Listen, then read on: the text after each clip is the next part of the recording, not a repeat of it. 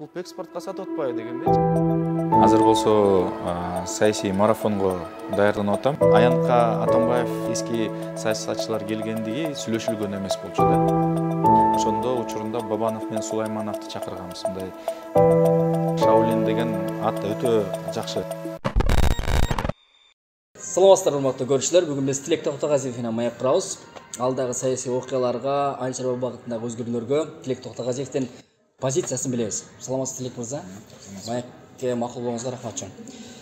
Алгачкы суроо айыл чарба багытындагы бүгүнкү ушу бийликтин аракетине мектептегидей 3-төн 5ке чейин баа кое турган болсок, канча баа коесуз?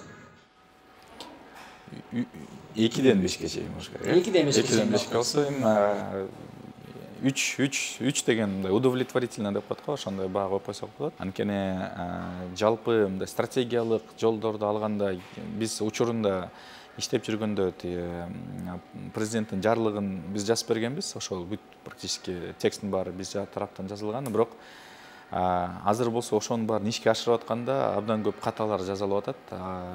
Бунун баары кээ бир компанияларды байытканга алып барып атат. Ошол эле учурда жалпы карапайым дыйкандарга жардам берүүдөн алыс болуп атат да иштерчи, кадамдар. Тилек мырза, сиз бир 2 жыл болуп калды, саясатка аябай чордоонунда кайнап аттыңыз эле. Анан бир аз четтегенсип калдыңыз. Жалаң айыл чарба менен алек болуп атасыз. Баягы интервьюларыңыз да негизинен ошол боюнча гана чыгып атат. Эмне болду? Саясат бүттүбү? Жок, саясат бүткөн жок. Бул азыркы учурда мындай мен период менен бөлүштүрүп атам. Тайм-аут алдыңызбы? Тайм-аут сыяктуу болуп, бир учурунда жана саясий спринт катары калып алсак болот. 2020-жыл, 2020-21де саясий спринт катары. Азыр болсо саясий марафонго даярданып атам. Саясат деген өзгөчө мындай чоң бир реформалар жасаш үчүн, аябай чоң бир өзгөрүүлөр жасаш үчүн биякта сөзсүз түрдө марафон керек экен. Марафон үчүн көбүрөөк ресурс дагы керек. Жакшылап даярданып, жакшылап команданы топтоп, көбүрөөк ресурстарды топтоп, анан буюрса эмдиги келгенде биз башкача деңгээл менен, башкача деңгээлде иштерди да жасап, мындай чоң олуттуу бир реформалар жасаганга мүмкүнчүлүктөр болот деп ишенем да. Мындай билип калдым кандай эмнелерди жасаш керек, кантип бат өзгөртүш керек депчи. Бирок жалгыз гана министрлик, айыл чарба министрликте эмес, жалпы өкмөттүн деңгээлинде. Сиз кийинкиде келебиз деп атпайсызбы? Ошондо келерки шайлоого даярданып атасызбы же кандай? Албетте, биз менин оюмча каалабайсызбы, дайыма мындай мыйзамдуу жол менен өзгөрүүлөр керек. Бирок ошол эле учурда бийлик тарабынан дагы таптакыр мындай качан бизде 3 революция тең, 3-өө тең ошол шайлоо туура эмес болгондугунан, аякта чоң бир мыйзам бузуулар болгондун айынан ошол революциялар болуп кетип атты да. Эгерде бийлик тарабынан шайлоо таза болсо, менин оюмча биз сөзсүз түрдө жаңы бир күчтү чогултуп, кийинки шайлоодо мындай жеңүүчүлөрдүн арасына киребиз да. Сиз айтып атпайсызбы, мындай бир жаңы күчтү чогултуп депчи? Тилек мырза, сиз буга чейин шайлоодо Атамекен менен чыккансыз, Андан кийин баягы аянтта Атамбаевчылар, анан Садырчылар болуп баягы кагылыш болбоду? Сиз ошондо баягы Атамбаевтар чыккан баягы катарда элеңиз да. Андан кийин Садыр Жапаров менен иштештиңиз. Сиз негизи кайсыл саясатчылар менен позициялашсыз? Кайсылар менен идеологсуз негизи? Мындай, кайра эле айтып кетейин, биз 9-октябрда чыкканда, аякта биз люстрация идеясы менен дагы, ошо 7-октябрда люстрация идеясы менен чыкканбыз. Андан кийин бизге мындай криминалдык чөйрө тарабынан дагы басым болуп, башка тараптагы аябай катуу басым болгондуктан биз түшүндүк, азыр биз жаштарды жөн эле мындай тараканды былчытып өлтүргөндө эле бизди дагы өлтүрүп салышы мүмкүн. Ошол үчүн биз мындай бир баланска алып келе турган кээ бир саясий тарапташтарды чакырыш керек деп, ошондо учурунда Бабанов менен Сулаймановду чакырганбыз. Мындай салыштырмалуу прогрессивдүү күчтөр катары калып алганбыз да, мындай жаңы бир реформалар жасап алышат, өзгөрүүлөр болот деп.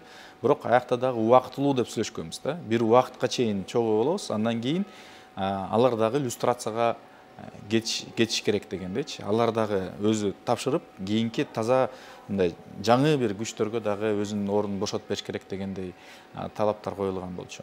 Аянтка Атамбаев андан тышкары дагы башка бир эски саясатчылар келгендиги сүйлөшүлгөн эмес болчу да. Биз үчүн деле биз аянтка келгенде ошолордун баарын көрүп, биздин ошол жаштар келип атканда жарым эле дароо эле ошондо кетип калган. Аянттанчы. Анткени ал сүйлөшүлбөй калган болчу да. Эми силер алдоо жолу менен Атамбаевге кошулуп калдыңарбы ошондо аянтта жагында? Атамбаев биз чогулткан мындай иш-чарага Атамбаев өзү кошулуп калган да. Бирок биз аны мындай кылдык элек. Жаштар темир жол вокзал жактан жолукмакпыз. Бабанов технопарк жактан элди чогултмак, өзүнүн тарапташтарын. Анан Сулайманов дворец спорта жактан чогултмак да. Анан ошо 3 тараптан биз келмекпиз. Анан ортодон мына тиги Атамбаев кантип кошулуп калган, биз алар уже немеге аянтка келгенде анан биз экинчи болуп келип калганда аякта көрүп калдык да ошонун баарынчы. Андай сүйлөшүлгөн эмес болчу. Кайсыл саясатчылар менен позициялаш, бир жээкте идеолог дегенди биле албай атабыз да? Мен жалпы Атамекен саясий партиянын мүчөсүмүн. Атамекен саясий партия менен деле кийин чогуу болобуз. Мындай жалпы вектор ошол. Биз демократия үчүн, парламентаризм үчүн. Сиз Атамекен менен деп калбадыңызбы? Ошондо аны түзүүчүсү Текебаев менен мындай мамилеңиз кандай? Азыр дагы сүйлөшүп турасызбы? Аны кишини мындай өзүңүзгө баягы кумир деп коебу же болбосо бир ошол кишини карап түздүрөсүзбү негизи? Жок, менде эч кандай кумирлерим жок. Ачык эле айтайын. Ар бир кишинин артыкчылыгы бар, кемчилиги бар. Бирок ошол эле учурда кайра эле айтып кетем, ар бир кишиде кемчилиги бар. Ар бир киши ката жасашы мүмкүн. Бирок баарын салыштырып карап, мындай саясий бир көрөгөчтүгүн мен мындай кандай десем бааласам болот. Анан жалпы мамлекетчил катары ой жүгүрткөндүгүн мен сыйлайм да бул кишининчи. Эртеби кечпи мен ойлойм мындай тарых ар бир кишиге өзүнүн баасын берет. Мен ишенгим келет, Өмүрөк Шишкешке тирүү кезинде биз анын мындай кадыр баркын билип сыйлаганга жетишип калабыз деп баарыбызчы. Эртеби кечпи ал кишинин өзүнүн мындай орду табылат да. Бирок өзүңөр деле карап көргүлө, мен деле аны мурун көңүл буруч эмесмин, билчү эмескен. Ошол эле биринчи революциядан кийин Аскар Акаевичке барып, жана өзү каалоосу менен президенттикти калтырып кетип аткан ошол арызы Текебаевдин атына жазылган экен. Ар бир мына биринчи революциядан кийин ол башаламан болуп кетпесин, саясий кризис уланып кетпесин деп туруп, ошол ордун алып келген Текебаев болгон. Экинчи революциядан кийин дагы ошол функцияны Текебаев ойногон. Конституция жана система сдержек и противовесов деп коет, бул дүйнөлүк тарыхтагы мындай канча кылымдан бери далилденип келген эң туруктуу система, бул система сдержек и противовесов деп коет да. Ошол 10 жылда конституцияда ошол бар эле, ооба аякта да кемчиликтер бар эле. Ошолорду эле кичине оңдоп койсо эле жакшы система болчу да. Сиз министр болуп иштегенде негизи эле ошол Октябрь окуясы саясатка чордон аралашканда сизге кайсы бир деңгээлде упай топтодуңуз, өзүңүздүн колдоочуларды таптыңыз, ошол эле учурда сын пикирлер дагы болду. Сизге азыр прическаңыз өзгөрүп калыптыр, Шаулин деген ат коюшту. Сиз ошол асылгандарга териктиңизби? Кандай кабыл алдыңыз? Баягы Тынар Курбанали, Талант Анарбаев дегендер ачык эле айтпадыбы? Тилек, братишка, Шаулин, давай кеткин сени признавать этпейбиз. Ким эле? Тиги Талант Анарбаев деген келип өзү учурунда бир филармонияда бир иш-чара болгондо өзү келип менден аябай кечирим сураган болчу. Айткандар үчүнбү Шаулин? Ошентип айтып, мен кечирип койт деп, мындай башка кишилердин көзүнчө деле ошентип кечирим сурады. Мен Тарынганым эч нерсем жок ал боюнчачы. Мен өзүм деле көргөнсүңөр болуш керек, приколдорду тартып, өзүм дагы Шаолинь образды кийинип алып, мен Чимкирик деген каймана атка караганда Шаолинь деген ат өтө жакшы депчи. Анткени Шаолинь деген бул руханий жагынан дагы, физикалык жагынан дагы өтө күчтүү инсандарды Шаолинь деген статуска ээ болуш бул оор да. Ошондуктан мындай эми бул прикол катары, бирок ошондо дагы мен оюмча бул жакшы каймана ат. Дагы башка каймана аттарым бар, мен билем. Жантао деген бар. Эми бул жана эч нерседен коркпогон, мындай күчтүү. Мен кинону деле көрбөптүрмүн, чын айтсамчы, бирок кийин карасам чын эле аябай окшош экен. Чачымды мындай сары кылып туруп, сырдап койсо, ошо Жантао эле болуп калат экен да. Андан тышкары эми дагы өзүм фермер катары иштеп жүргөн бир нерсени мындай бадыраң, помидорду өстүрүп атканда деле ошол бадыраңдын ар кандай диалект менен, ар кандай бир эмне деп коет, бадыраң пуруш дейби, ишса бир нерсе деген ишса көп эле кайманаттар бар. Эми мунун баары мен оюмча ар бир киши кайра эле өзүнүн деңгээлине жараша, өзүнүн маданияттуулугуна жараша. Мен бул жерде айтайын дегеним, Тилек мырза, саясатка келгенде абдан интрига, жекелик асылмайлар, абдан бир сасык саясат деп коет го.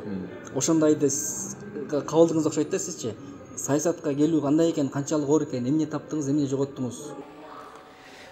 Саясатка барганы негизи ар бир, эгерде келечекте мына жаштардын арасынан дагы бирөө саясатка барам десе, бул биринчиден саясаттан баарын жоготсоңор, жоготуп коюшу мүмкүн экен.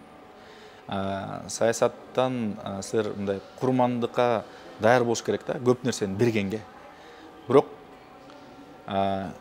эч нерсени албайсыңар, мүмкүн тажрыйба катары эле аласыңар.